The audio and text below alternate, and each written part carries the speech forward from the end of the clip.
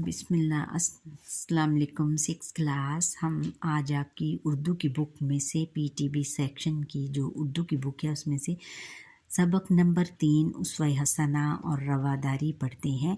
اسوہ کا کیا مطلب ہے؟ حضور نبی اکرم صلی اللہ علیہ وآلہ وسلم کی زندگی کو اسوہ حسنہ کہتے ہیں، اور رواداری کا مطلب ہے برداشت کرنا اور دوسروں کا لحاظ کرنا۔ اب اس کے الفاظ معنی دیکھ لیتے ہیں۔ تحمل کا مطلب ہے برداشت کرنا، استقامت، ثابت قدمی، مظاہرہ، اظہار کرنا اور مدد دینا۔ پھر عفو درگزر کا مطلب ہے خطا معاف کرنے والا، اور پھر فریقین دونوں طرف سے دستاویز، سند یا ضروری کاغذات کو کہتے ہیں۔ اب سبق کی پڑھائی کی طرف آتے ہیں۔ دوسروں کی طرف سے دی جانے والی تکلیفوں، مصائب کا مطلب یہ تکالیف ہیں، اور اذیتوں کا مطلب بھی یہ بھی تکلیفیں ہیں، یعنی اذیتیں، یعنی ان کو بہت زیادہ تکلیفیں دینا، اذیتوں پر صبر کرنا اور ان کو خندہ پیشانی سے یعنی ہنستے ہوئے برداشت کرنا تحمل اور رواداری کہلاتا ہے۔ تحمل برداشت کرنا اور رواداری کا مطلب بھی برداشت کرنا، اور پھر برداشت کرنا اور معاف کر دینے کو بھی کہتے ہیں۔ سرکار دو عالم یعنی دونوں جہان کے خاتم النبیین صلی اللہ علیہ وآلہ وسلم، دونوں جہان کے سرکار خاتم النبیین صلی اللہ علیہ وسلم کی سیرت طیبہ یعنی ان کی زندگی برداشت اور رواداری کا کامل نمونہ ہے، ایک مکمل پیٹرن ہے ہمارے لیے، ایک مکمل مثال ہے۔ آپ خاتم النبیین صلی اللہ علیہ وآلہ وسلم دوسروں کی بات توجہ سے سنتے، بہت غور سے سنتے، ان کی رائے کا احترام کرتے، جو بھی رائے وہ دیتے ان کا احترام کرتے، اور اپنے مزاج کے خلاف ناگوار باتوں پر بھی برداشت کرتے۔ اگر کوئی ان کے خلاف، ان کے مزاج کے خلاف ایسی بات کر دیتے کہ جو کہ ان کو پسند نہ ہوتی، تو پھر بھی اس کو بڑے احسن طریقے سے برداشت کرتے، بڑے حوصلے سے برداشت کرتے، اور رواداری کا دامن ہاتھ سے نہ جانے دیتے۔ اور رواداری یعنی برداشت کا دامن، برداشت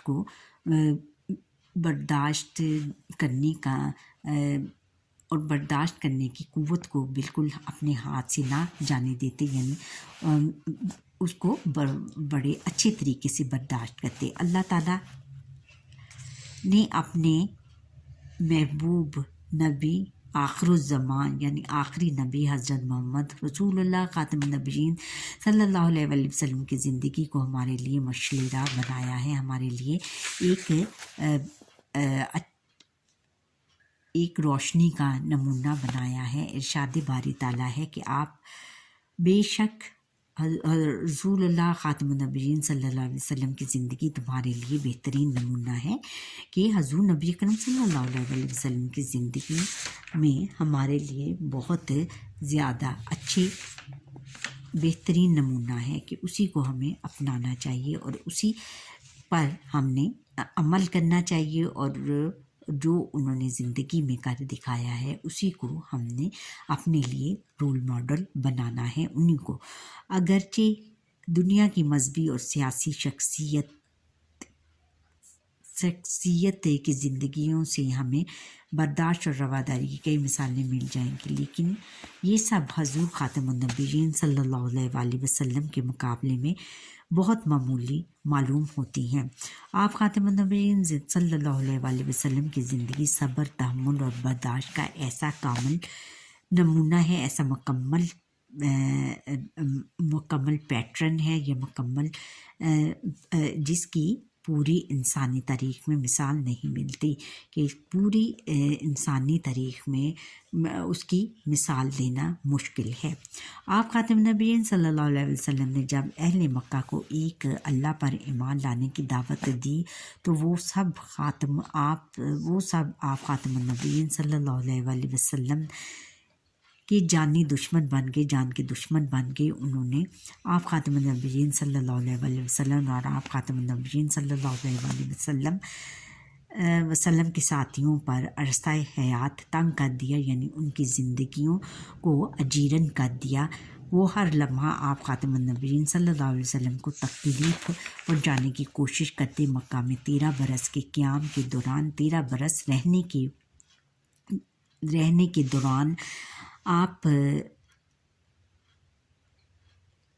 کے دوران میں انہوں نے آپ خاتم النبیین صلی اللہ علیہ وسلم کو ایک دن بھی چین سے نہ رہنے دیا، ایک دن بھی سکون سے نہ رہنے دیا، چین سے سکون سے۔ لیکن حضور سرور کائنات خاتم النبیین صلی اللہ علیہ وسلم نے غم اور پریشانی کو نہایت صبر اور حوصلے سے برداشت کیا۔ شیب ابی طالب، سفر طائف اور ہجرت مدینہ جیسے واقعات کو ذہن میں رکھیں تو ہمیں معلوم ہوگا کہ حضور صلی اللہ شیب ابی طالب کیا تھا کہ جہاں پر حضور نبی اکرم صلی اللہ علیہ وسلم کے اہل خانہ کو 3 سال تک ان سے تمام اہل مکہ نے کوئی سوشل بائیکاٹ کر دیا تھا، اور سفر طائف کا سفر جہاں پر انہیں بہت زیادہ مصائب کا سامنا کرنا پڑا، اور ہجرت مدینہ جب انہوں نے مدینہ کی طرف ہجرت کی۔ ان واقعات کو ذہن میں رکھیں تو ہمیں معلوم ہوگا کہ حضور صلی اللہ علیہ وسلم حضور خاتم النبیین صلی اللہ علیہ وسلم نے کس قدر استقامت کا مظاہرہ کیا، یعنی ثابت قدمی کا مظاہرہ کیا۔ آپ خاتم النبیین صلی اللہ علیہ وسلم کی تمام زندگی مصائب و علام یعنی تکلیفوں اور غموں سے عبارت رہی، غموں سے گزری۔ مگر آپ خاتم النبیین صلی اللہ علیہ وسلم نے کسی بھی موقع پر صبر کا دامن ہاتھ سے نہ جانے دیا، ہر موقع پر انہوں نے صبر کیا، اور ان اللہ مال صابرین، اور اللہ تعالیٰ صبر کرنے والوں کے ساتھ کی عملی تصویر۔ اللہ تعالیٰ نے فرمایا کہ اللہ تعالیٰ ان اللہ مال صابرین، کہ بے شک اللہ تعالیٰ صبر کرنے والوں کے ساتھ ہے، کی عملی تصویر پیش کی، یعنی ان کو اس بات کو انہوں نے عملی طور پر پیش کر دیا، عملی طور پر اس بات کا نمونہ پیش کیا۔ صرف مصیبتوں پر صبر کیا، بلکہ ان لوگوں کو بھی معاف کر دیا جنہوں نے آپ خاتم النبیین صلی اللہ علیہ وسلم کو بے پناہ تکلیفیں پہنچائی۔ ذرا تصور کیجئے کہ مکہ فتح ہو چکا ہے، صحابہ اکرام رضی اللہ تعالیٰ عنہ شمع رسالت یعنی حضور نبی اکرم صلی اللہ علیہ وسلم کی رسالت کی روشنی، شمع کس کو کہتے ہیں؟ روشنی کو، حضور نبی اکرم صلی اللہ علیہ وسلم کی رسالت حضور خاتم النبیین صلی اللہ علیہ وسلم کے گرد پروانوں کی طرح جمع ہیں، یعنی پروانوں ان کے دیوانوں کی طرح، پروانوں کس کو کہتے ہیں؟ دیوانوں کی طرح جمع ہیں۔ جو دیوانے کس کو کہتے ہیں؟ جو بہت زیادہ محبت کرنے والوں کو کہتے ہیں۔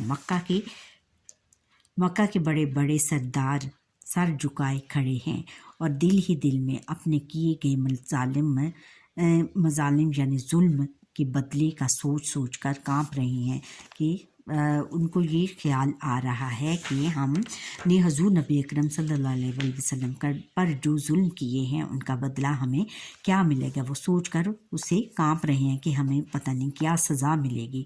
وہ ڈر رہے ہیں کہ جو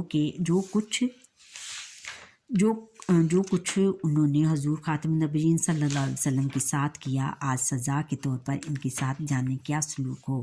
ان لوگوں نے آپ خاتم النبیین صلی اللہ علیہ وسلم اور خاتم النبیین صلی اللہ علیہ وسلم کے راستے میں کانٹے بچھانے والے بھی تھے، یعنی حضور نبی اکرم صلی اللہ علیہ وسلم اگر کہیں جاتے تو ان کے راستوں میں کانٹے بچھا دیتے۔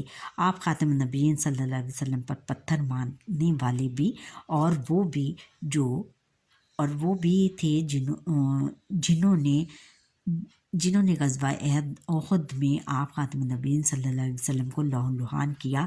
آپ خاتم النبیین صلی اللہ علیہ وسلم پر قاتلانہ حملے کرنے والے بھی، اور کرنے والے بھی اور وہ بھی جنہوں نے آپ خاتم النبیین صلی اللہ علیہ وسلم کے پیارے چچا حضرت حمزہ کو شہید کر کے ان کے جسم کے ٹکڑے کیے اور ان کا جگر چبایا۔ دیکھو بیٹا کس قدر یہ ایک دردناک واقعہ تھا کہ جو کہ کوئی بھی بھلا نہیں سکتا، لیکن ان کا جگر چبایا سرور کائنات خاتم النبیین صلی اللہ علیہ وسلم نے ان پر ایک نظر ڈالی اور سوال کیا، اے قریش تمہیں کیا توقع ہے کہ میں اس وقت تمہارے ساتھ کیا معاملہ کروں گا؟ تو انہوں نے جواب دیا، آپ خاتم النبیین صلی اللہ علیہ وآلہ وسلم سے اچھی امید رکھتے ہیں کہ ہم آپ سے اچھی امید رکھتے ہیں کہ آپ ہمیشہ اچھا کرتے ہیں اور آپ خاتم النبیین صلی اللہ علیہ وسلم کریم النفس یعنی ہر ایک پر کرم کرنے والے اور شریف بھائی ہیں اور کریم اور شریف بھائی کے بیٹے ہیں۔ کریم یعنی کرم کرنے والے یعنی بہت زیادہ نرم رویہ رکھنے والے اور شریف بھائی کے بیٹے ہیں۔ آپ خاتم النبیین صلی اللہ علیہ وآلہ وسلم نے ارشاد فرمایا، میں تم سے وہی کہتا ہوں جو حضرت یوسف علیہ السلام نے اپنے بھائیوں سے کہا تھا کہ آج تم پر کوئی ملامت نہیں ہے کہ تم ملامت نہیں ہے کہ تم سے کوئی تم سے کوئی بدلہ نہیں لیا جائے گا، جاؤ تم سب آزاد ہو۔ عفو درگزر اور حلم و تحمل کی اس سے بہتر مثال پوری انسانی تاریخ میں نہیں ملتی۔ دیکھا بچوں، عفو درگزر یعنی معاف کر دینے، حلم یعنی نرم رویے، نرم دلی اور تحمل برداشت کرنے کی اس سے بہتر مثال کہیں نہیں ملتی بیٹا۔ دیکھیں ان لوگوں نے کہ جن لوگوں نے قریش مکہ نے آپ حضور نبی اکرم صلی اللہ علیہ وسلم کا کتنے مظالم ڈائے، ان کو طرح طرح کے نقصان پہنچائے، ان کو لہو لہان کر دیا، ان پر حملے کیے اور ان پر پھر ان کے راستے میں کانٹے بچھائے اور پھر ان کے چچا حضرت حمزہ، عزیز چچا حضرت حمزہ رضی اللہ تعالیٰ عنہ کو قتل کر کے ان کا کلیجہ چبایا۔ یہ دیکھو بچوں کتنی اذیت ناک یہ چیزیں ہیں، لیکن پھر بھی صدقے جائیں حضور نبی اکرم صلی اللہ علیہ وآلہ وسلم کی شان کے کہ انہوں نے ان سب لوگوں کو معاف کر دیا، اور اس سے بڑھ کر کوئی دنیا میں کوئی بھی مثال نہیں ملتی۔ ہر کوئی اپنے کیے کا بدلہ لیتا ہے اور کسی کو معاف نہیں کرتا۔ کوئی بھی کسی ایک بندے کو بھی تھوڑا سا نقصان پہنچائے تو وہ بہت زیادہ اس کو نقصان آگے بدلے کے طور پر بہت زیادہ نقصان پہنچاتا ہے، لیکن حضور نبی اکرم صلی اللہ علیہ وآلہ وسلم نے یہ مثال قائم کر دی کہ ہم اسلام میں بدلے کی کوئی گنجائش نہیں ہے، کہ بدلہ نہیں لیا جاتا، بلکہ انتہائی حلم رویہ اختیار کیا جاتا ہے، نرم رویہ اختیار کیا جاتا ہے، اور اسی سے اسلام بہت زیادہ پھیلا اور حضور نبی اکرم صلی اللہ علیہ وآلہ وسلم کو بہت زیادہ کامیابی حاصل ہوئی۔ مدینہ منورہ میں بھی آپ خاتم النبیین صلی اللہ علیہ وسلم نے اخوت اور بھائی چارے کی بنیاد پر ایسا معاشرہ قائم کیا جہاں مسلمانوں اور غیر مسلموں کے ساتھ معاشرتی سطح پر مساویانہ یعنی ایک جیسا سلوک کیا جاتا۔ میثاق مدینہ وہ معاہدہ تھا جس کے ذریعے سے حضور خاتم النبیین صلی اللہ علیہ وسلم نے مدینہ کے مختلف قبائل کو یکجا کر کے ایک جگہ کر کے پرامن معاشرے کی بنیاد رکھی، پرامن یعنی سکون والے معاشرے کی بنیاد رکھی۔ میثاق مدینہ سے مذہبی رواداری اور امن و امان کو فروغ ملا۔ یہ معاہدہ بین المذاہب یعنی پورے دنیا کے مذاہب ہم آہنگی، یہ معاہدہ بین المذاہب ہم آہنگی کی بنیاد ہے، یعنی پوری دنیا کے مذہبوں کی ہم آہنگی یعنی ان کے باہمی تعاون کی بنیاد ہے۔ باہمی تعاون کی ایک مثال ہے، اس معاہدے کے تحت فریقین کو مذہبی آزادی حاصل تھی، یعنی ان کے جو فریقین جو ان کے روایتی جو ان کے مخالف تھے ان کو مذہبی آزادی حاصل تھی کہ وہ اپنے مذہب کے مطابق زندگیاں گزار سکتی ہیں۔ ان کو آزادی تھی کہ جس طرح وہ اپنی عبادت کر سکتی ہیں اپنے مذہب کے مطابق۔ اس معاہدے میں یہ شرط بھی شامل تھی کہ ظالم کے مقابلے میں مظلوم کی مدد کی جائے گی اور قاتل کو کوئی پناہ نہیں دی جائے گی۔ ظالم کس کو کہتے ہیں؟ ظلم کرنے والے کو۔ مظلوم کس کو کہتے ہیں؟ جس پر ظلم کیا جائے کی مدد کی جائے گی، اور قاتل کو کوئی پناہ نہیں دی جائے گی، اور جس نے قتل کیا ہوگا اس کو کوئی بھی پناہ نہیں دے گا، اس کو اپنے پاس کوئی بھی نہیں رکھے گا۔ اسی طرح مدینہ منورہ میں اسلامی حکومت قائم ہو جانے کے بعد آپ خاتم النبیین صلی اللہ علیہ وآلہ وسلم نے اہل نجران یعنی مسیحیوں کے ساتھ معاہدہ کیا، جو نہایت جامع معاہدہ ہونے کے ساتھ نہایت جامع یعنی بہت کامیاب معاہدہ ہونے کے ساتھ اسلامی ریاست میں غیر مسلموں کو سیاسی، مذہبی اور معاشی اور قانونی حقوق کی ایک مکمل دستاویز ہے، ایک مکمل سند ہے، یعنی ایک سند ہے جس نے غیر مسلم اقلیتوں کے حقوق کے تحفظ کس کو کہتے ہیں؟ حفاظت، ضمانت یعنی اعلان فراہم کیا۔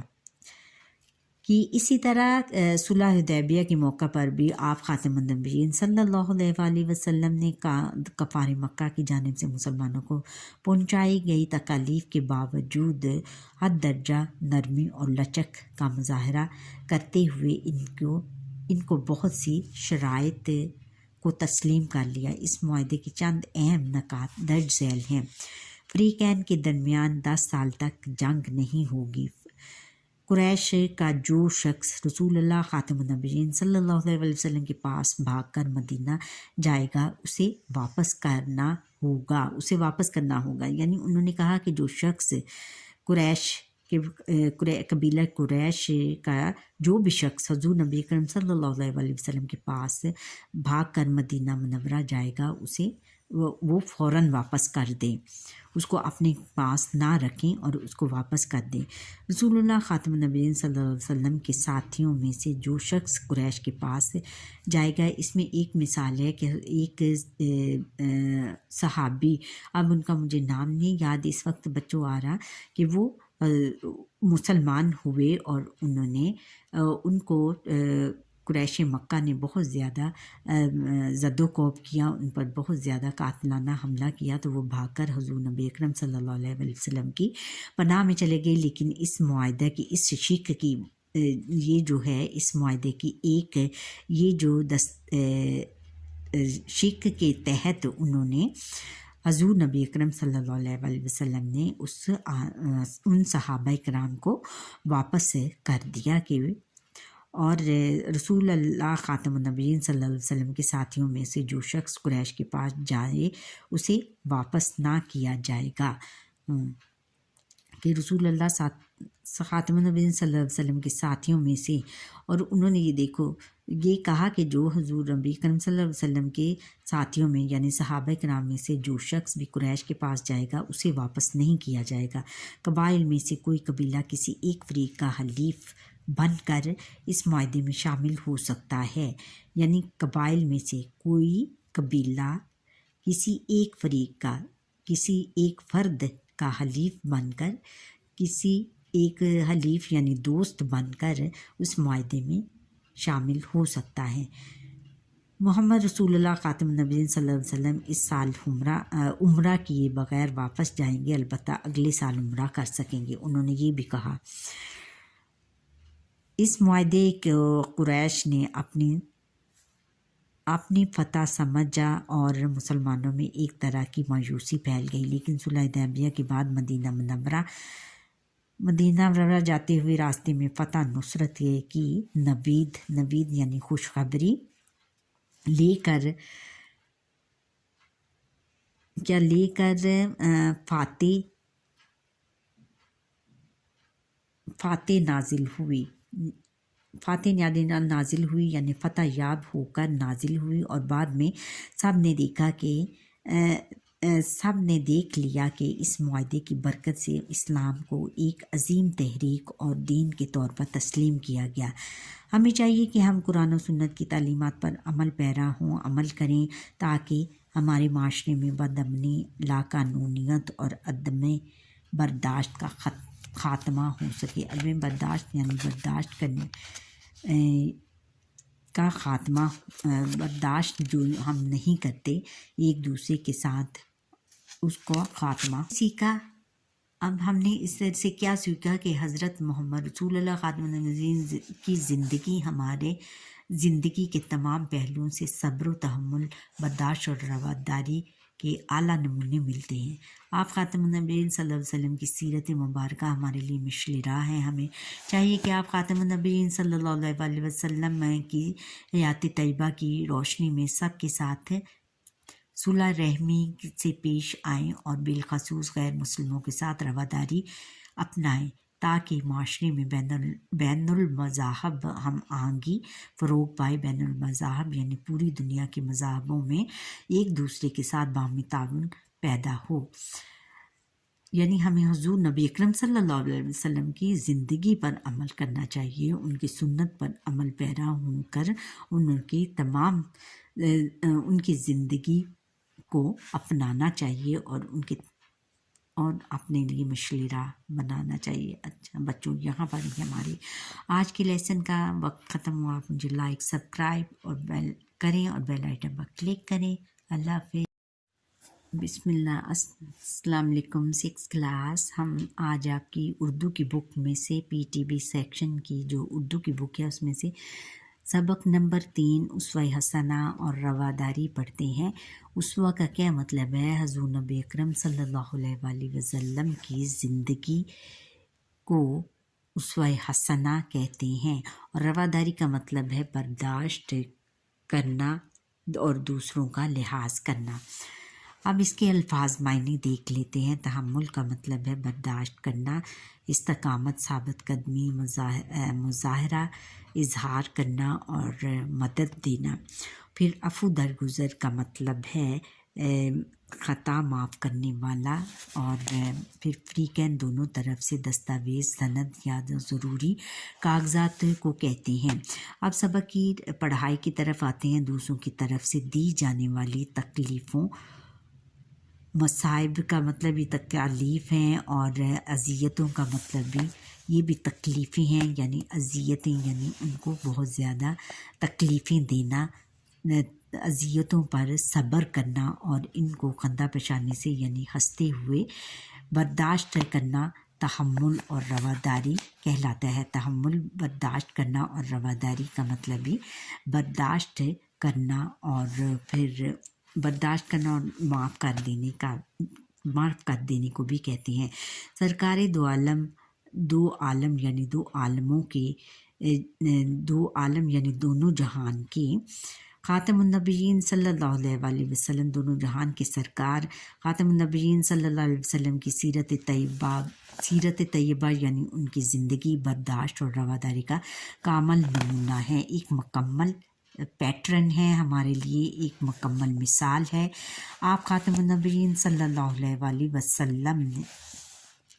وسلم دوسروں کی بات توجہ سے سنتے، بہت غور سے سنتے، ان کی رائے کا احترام کرتے، اور جو بھی رائے وہ دیتے ان کا احترام کرتے، اور اپنے مزاج کے خلاف ناگوار باتوں پر بھی برداشت کرتے۔ اگر کوئی ان کے خلاف، ان کے مزاج کے خلاف کہ ایسی بات کر دیتے کہ جو کہ ان کو پسند نہ ہوتی، تو پھر بھی اس کو بڑے احسن طریقے سے برداشت کرتے، بڑے حوصلے سے برداشت کرتے، اور رواداری کا دامن ہاتھ سے نہ جانے دیتے۔ اور رواداری یعنی برداشت کا دامن، برداشت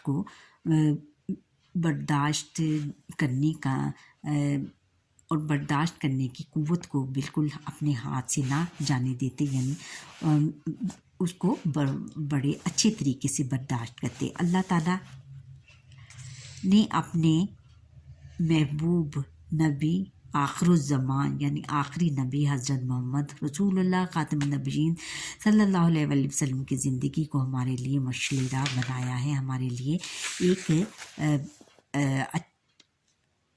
ایک روشنی کا نمونہ بنایا ہے۔ ارشاد باری تعالیٰ ہے کہ آپ بے شک رسول اللہ خاتم النبیین صلی اللہ علیہ وسلم کی زندگی تمہارے لیے بہترین نمونہ ہے کہ حضور نبی اکرم صلی اللہ علیہ وسلم کی زندگی میں ہمارے لیے بہت زیادہ اچھے بہترین نمونہ ہے کہ اسی کو ہمیں اپنانا چاہیے اور اسی پر ہم نے عمل کرنا چاہیے، اور جو انہوں نے زندگی میں کر دکھایا ہے اسی کو ہم نے اپنے لیے رول ماڈل بنانا ہے انہی کو۔ اگرچہ دنیا کی مذہبی اور سیاسی شخصیت کی زندگیوں سے ہمیں برداشت اور رواداری کی کئی مثالیں مل جائیں گی، لیکن یہ سب حضور خاتم النبیین صلی اللہ علیہ وآلہ وسلم کے مقابلے میں بہت معمولی معلوم ہوتی ہیں۔ آپ خاتم النبیین صلی اللہ علیہ وآلہ وسلم کی زندگی صبر، تحمل اور برداشت کا ایسا کامل نمونہ ہے، ایسا مکمل پیٹرن ہے، یہ مکمل جس کی پوری انسانی تاریخ میں مثال نہیں ملتی، کہ پوری انسانی تاریخ میں اس کی مثال دینا مشکل ہے۔ آپ خاتم نبیین صلی اللہ علیہ وسلم نے جب اہل مکہ کو ایک اللہ پر ایمان لانے کی دعوت دی تو وہ سب آپ خاتم النبیین صلی اللہ علیہ وآلہ وسلم کے جانی دشمن بن گئے، جان کے دشمن بن گئے۔ انہوں نے آپ خاتم النبیین صلی اللہ علیہ وآلہ وسلم اور آپ خاتم النبیین صلی اللہ علیہ وآلہ وسلم کے ساتھیوں پر عرصہ حیات تنگ کر دیا، یعنی ان کی زندگیوں کو اجیرن کر دیا۔ وہ ہر لمحہ آپ خاتم النبیین صلی اللہ علیہ وسلم کو تکلیف پہنچانے کی کوشش کرتے۔ مکہ میں 13 برس کے قیام کے دوران 13 برس رہنے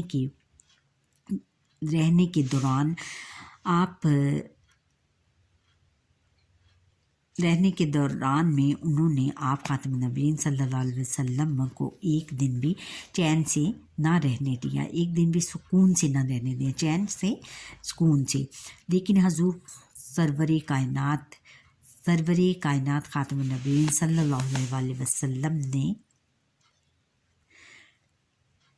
نے غم اور پریشانی کو نہایت صبر اور حوصلے سے برداشت کیا۔ شیب ابی طالب، سفر طائف اور ہجرت مدینہ جیسے واقعات کو ذہن میں رکھیں تو ہمیں معلوم ہوگا کہ حضور صلی اللہ شیب ابی طالب کیا تھا کہ جہاں پر حضور نبی اکرم صلی اللہ علیہ وآلہ وسلم کے اہل خانہ کو 3 سال تک ان سے تمام اہل مکہ نے کوئی سوشل بائیکاٹ کر دیا تھا، اور سفر طائف کا سفر جہاں پر انہیں بہت زیادہ مصائب کا سامنا کرنا پڑا، اور ہجرت مدینہ جب انہوں نے مدینہ کی طرف ہجرت کی۔ ان واقعات کو ذہن میں رکھیں تو ہمیں معلوم ہوگا کہ حضور صلی اللہ علیہ وآلہ حضور خاتم النبیین صلی اللہ علیہ وسلم نے کس قدر استقامت کا مظاہرہ کیا، یعنی ثابت قدمی کا مظاہرہ کیا۔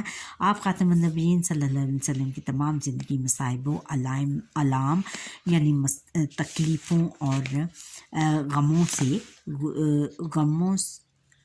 سے عبارت رہی، غموں سے گزری۔ مگر آپ خاتم النبیین صلی اللہ علیہ وسلم نے کسی بھی موقع پر صبر کا دامن ہاتھ سے نہ جانے دیا، ہر موقع پر انہوں نے صبر کیا، اور ان اللہ مال صابرین، اور اللہ تعالیٰ صبر کرنے والوں کے ساتھ کی عملی تصویر۔ اللہ تعالیٰ نے فرمایا کہ اللہ تعالیٰ ان اللہ مال صابرین، کہ بے شک اللہ تعالیٰ صبر کرنے والوں کے ساتھ ہے، کی عملی تصویر پیش کی، یعنی ان کو اس بات کو انہوں نے عملی طور پر پیش کر دیا، عملی طور پر اس بات کا نمونہ پیش کیا۔ صرف مصیبتوں پر صبر کیا، بلکہ ان لوگوں کو بھی معاف کر دیا جنہوں نے آپ خاتم النبیین صلی اللہ علیہ وسلم کو بے پناہ تکلیفیں پہنچائی۔ ذرا تصور کیجئے کہ مکہ فتح ہو چکا ہے، صحابہ اکرام सहाबा कराम रज़ी अल्लाह ताला अन्हु शम्मा रसालत यानी हजूर नबी अकरम सल्लल्लाहु अलैहि वसल्लम की रसालत की रोशनी, शम्मा किसको कहते हैं? रोशनी को। हजूर नबी अकरम सल्लल्लाहु अलैहि वसल्लम की रसालत हजूर ख़ातमुन नबीय्यीन सल्लल्लाहु अलैहि वसल्लम के गिर्द परवानों की तरह जमा है, यानी परवानों उनके दीवानों की तरह। परवानों किसको कहते हैं? दीवानों की तरह जमा है। जो दीवाने किसको कहते हैं? जो बहुत ज़्यादा मोहब्बत करने वालों को कहते हैं। मक्का के बड़े बड़े सरदार सर झुकाए खड़े हैं और दिल ही दिल में अपने किए गए मजालिम यानी जुल्म के बदले का सोच कर कांप रहे हैं कि उनको ये ख्याल आ रहा है कि हमने हजूर नबी अकरम सल्लल्लाहु अलैहि वसल्लम पर जो जुल्म किए हैं उनका बदला हमें क्या मिलेगा। वो सोच कर उससे कांप रहे हैं कि हमें पता नहीं क्या सज़ा मिलेगी। वो डर रहे हैं कि जो कुछ उन्होंने हजूर ख़ातमुन नबीय्यीन सल्लल्लाहु अलैहि वसल्लम के साथ किया, आज सज़ा के तौर पर इनके साथ जाने क्या सलूक हो। इन लोगों ने आप ख़ातमुन नबीय्यीन सल्लल्लाहु अलैहि वसल्लम और ख़ातमुन नबीय्यीन सल्लल्लाहु अलैहि वसल्लम के रास्ते में कांटे बिछाने वाले भी थे, यानी हजूर नबी अकरम सल्लल्लाहु अलैहि वसल्लम अगर कहीं जाते तो उनके रास्तों में कांटे बिछा देते। आप ख़ातमुन नबीय्यीन सल्लल्लाहु अलैहि वसल्लम पर पत्थर मारने वाले भी और वो भी थे जिन्होंने ग़ज़वा उहद में आप ख़ातमुन नबीय्यीन सल्लल्लाहु अलैहि वसल्लम को लहू-लुहान किया। आप ख़ातमुन नबीय्यीन सल्लल्लाहु अलैहि वसल्लम पर कातिलाना हमले करने वाले भी और वो भी जिन्होंने आप ख़ातमुन नबीय्यीन सल्लल्लाहु अलैहि वसल्लम के प्यारे चचा हज़रत हमज़ा को शहीद करके इनके जिस्म के टुकड़े किए और इनका जिगर चबाया। देखो बेटा किस कदर ये एक दर्दनाक वाक़या था कि जो कि कोई भी भुला नहीं सकता, लेकिन इनका जिगर चबाया।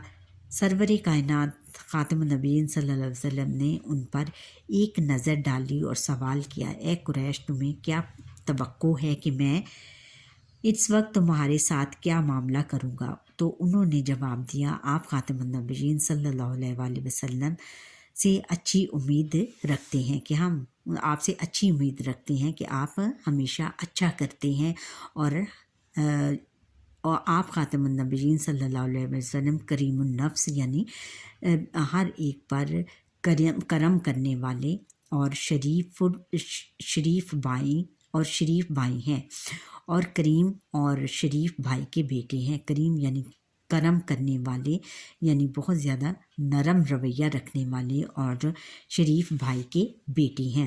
आप ख़ातमुन नबीय्यीन सल्लल्लाहु अलैहि वसल्लम ने इरशाद फरमाया, मैं तुमसे वही कहता हूँ जो हज़रत यूसुफ़ अलैहिस्सलाम ने अपने भाइयों से कहा था कि आज तुम पर कोई मलामत नहीं है कि तुम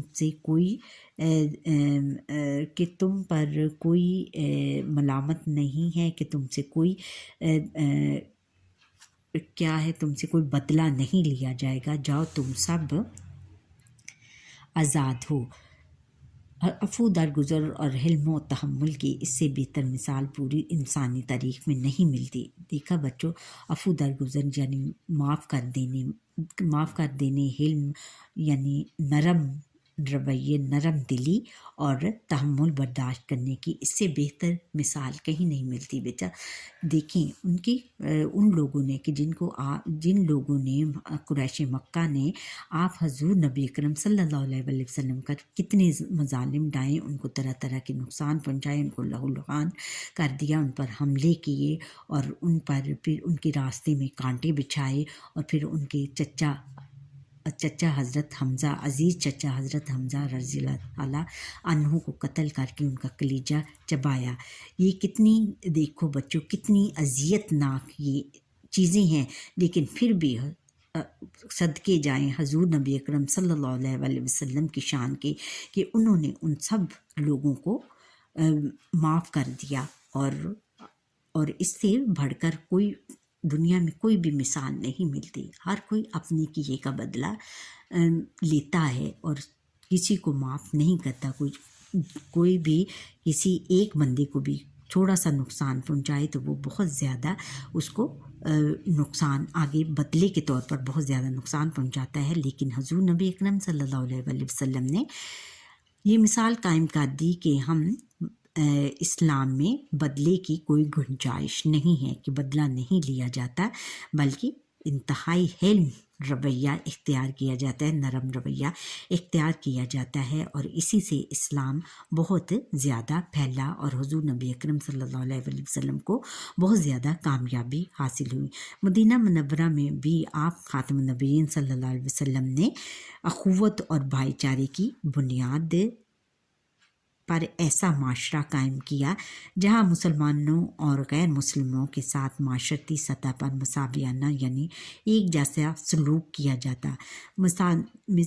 میثاق مدینہ وہ معاہدہ تھا جس کے ذریعے سے حضور خاتم النبیین صلی اللہ علیہ وسلم نے مدینہ کے مختلف قبائل کو یکجا کر کے ایک جگہ کر کے پرامن معاشرے کی بنیاد رکھی.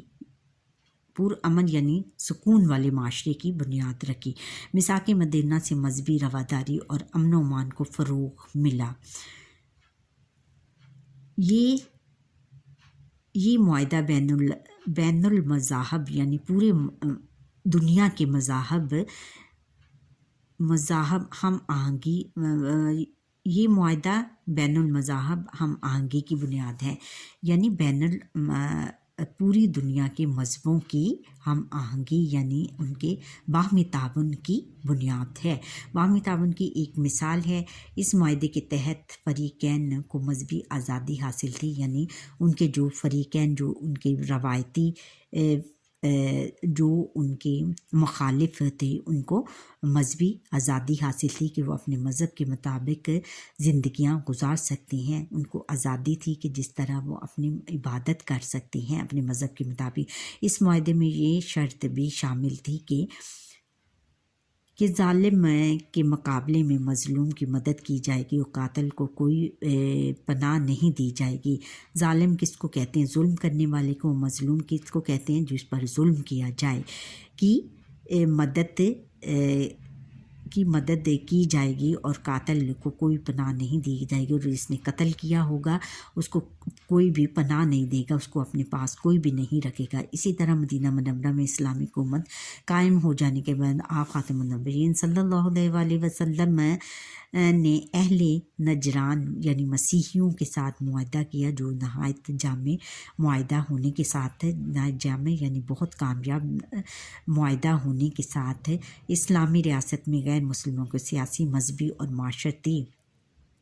معاشی اور قانونی حقوق کی ایک مکمل دستاویز ہے، ایک مکمل سند ہے، یعنی ایک سند ہے جس نے غیر مسلم اقلیتوں کے حقوق کے تحفظ کس کو کہتے ہیں؟ حفاظت، ضمانت یعنی اعلان فراہم کیا.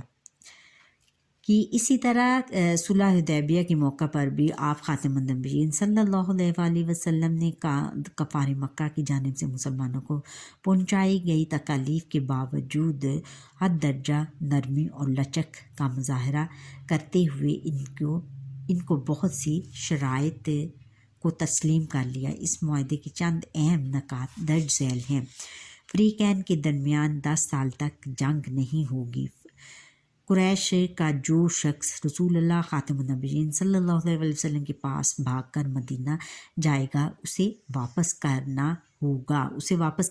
یعنی انہوں نے کہا کہ جو شخص قبیلہ قریش کا جو بھی شخص حضور نبی کریم صلی اللہ علیہ وسلم کے پاس بھاگ کر مدینہ منورہ جائے گا اسے وہ فوراً واپس کر دیں، اس کو اپنے پاس نہ رکھیں اور اس کو واپس کر دیں. رسول اللہ خاتم النبیین صلی اللہ علیہ وسلم کے ساتھیوں میں سے جو شخص قریش کے پاس جائے گا، اس میں ایک مثال ہے کہ ایک صحابی، اب ان کا مجھے نام نہیں یاد اس وقت بچوں آ رہا، کہ وہ مسلمان ہوئے اور انہوں نے ان کو قریش مکہ نے بہت زیادہ زد و کوب کیا، ان پر بہت زیادہ قاتلانہ حملہ کیا، تو وہ بھاگ کر حضور نبی اکرم صلی اللہ علیہ وسلم کی پناہ میں چلے گئے۔ لیکن اس معاہدہ کی، اس شک کی، یہ جو ہے اس معاہدے کی ایک یہ جو شک کے تحت انہوں نے حضور نبی اکرم صلی اللہ علیہ وسلم نے ان صحابہ کرام کو واپس کر دیا کہ اور رسول اللہ خاتم النبیین صلی اللہ علیہ وسلم کے ساتھیوں میں سے جو شخص قریش کے پاس جائے اسے واپس نہ کیا جائے گا، کہ رسول اللہ خاتم النبیین صلی اللہ علیہ وسلم کے ساتھیوں میں سے، اور انہوں نے یہ کہا کہ جو حضور نبی کریم صلی اللہ علیہ وسلم کے ساتھیوں میں یعنی صحابہ کرام میں سے جو شخص بھی قریش کے پاس جائے گا اسے واپس نہیں کیا جائے گا۔ قبائل میں سے کوئی قبیلہ کسی ایک فریق کا حلیف بن کر اس معاہدے میں شامل ہو سکتا ہے، یعنی قبائل میں سے کوئی قبیلہ کسی ایک فریق کا، کسی ایک فرد کا حلیف بن کر، کسی ایک حلیف یعنی دوست بن کر اس معاہدے میں شامل ہو سکتا ہے۔ محمد رسول اللہ خاتم النبیین صلی اللہ علیہ وسلم اس سال عمرہ کیے بغیر واپس جائیں گے، البتہ اگلے سال عمرہ کر سکیں گے۔ انہوں نے یہ بھی کہا۔ اس معاہدے کو قریش نے اپنی فتح سمجھا اور مسلمانوں میں ایک طرح کی مایوسی پھیل گئی، لیکن صلح حدیبیہ کے بعد مدینہ منورہ جاتے ہوئے راستے میں فتح نصرت کی نوید یعنی خوشخبری لے کر فاتح نازل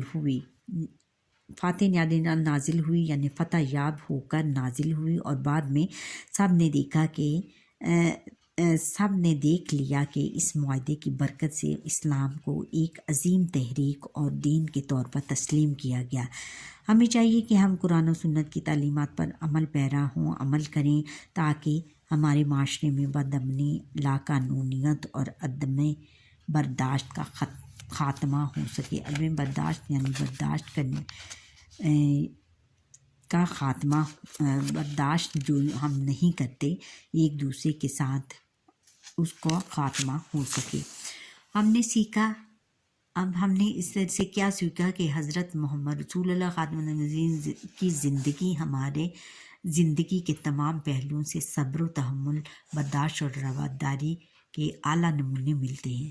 آپ خاتم النبیین صلی اللہ علیہ وسلم کی سیرت مبارکہ ہمارے لیے مشعل راہ ہے۔ ہمیں چاہیے کہ آپ خاتم النبیین صلی اللہ علیہ وسلم کی حیات طیبہ کی روشنی میں سب کے ساتھ صلح رحمی سے پیش آئیں اور بالخصوص غیر مسلموں کے ساتھ رواداری اپنائیں، تاکہ معاشرے میں بین المذاہب ہم آہنگی فروغ پائے۔ بین المذاہب یعنی پوری دنیا کے مذاہبوں میں ایک دوسرے کے ساتھ باہمی تعاون پیدا ہو، یعنی ہمیں حضور نبی اکرم صلی اللہ علیہ وسلم کی زندگی پر عمل کرنا چاہیے، ان کی سنت پر عمل پیرا ہو کر ان کی زندگی کو اپنانا چاہیے اور اپنے لیے مشعل راہ بنانا چاہیے۔ اچھا بچوں، یہاں پر ہی ہمارے آج کے لیسن کا وقت ختم ہوا۔ مجھے لائک، سبسکرائب اور بیل کریں اور بیل آئٹم پر کلک کریں۔ اللہ حافظ۔